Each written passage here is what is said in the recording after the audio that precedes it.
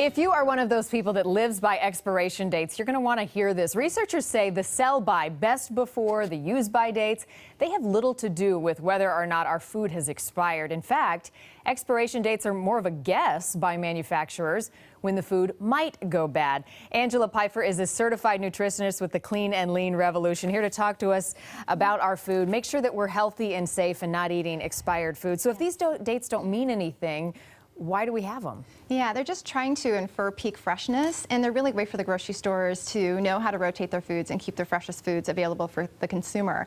But they have nothing to do if the food has gone bad. And I think what this report is showing is that the consumer feels like if they eat this food past that date, it's a food safety issue, it's a food spoilage issue, and it's not. It's not. In fact, there's not much of a difference between the sell-by, the buy-by, or the expiration date.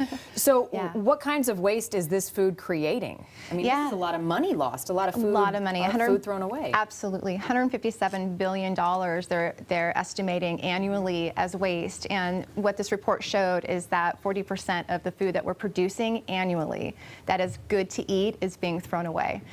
It's amazing. And if you think of the impact of our landfill, if you think of the impact of the labor, I mean, there's so much money involved in this, and it's just going to waste because there's so much confusion around that date. Well, and I think people are going to pay particular attention when they go to the grocery store. I mean, say you're shopping for yogurt or milk or cereal. I know Dave was just mentioning cereal. What are we supposed to be looking for to know that our food is healthy and safe? Yeah, there's rigorous measures in place for manufacturing and for our grocery store and how they're handling the food. So, you know, I do, when I'm filling my milk, I make sure that I'm looking for something that doesn't look like it's going to expire in the next week, but I know I can drink it well past that.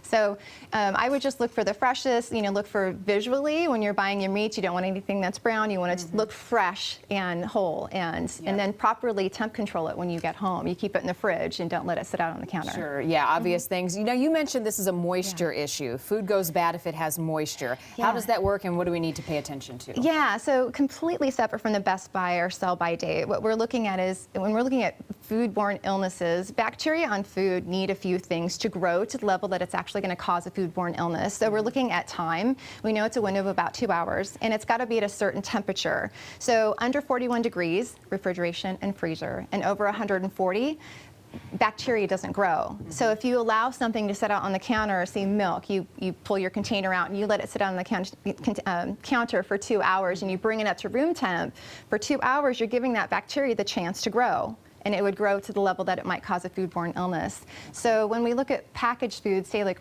rice packaged foods, where you have a sell-by use-by date, you're going to have a really long time past that sell-by use-by date that food is good. It may not be at peak freshness, but it's by no means going to cause a foodborne illness.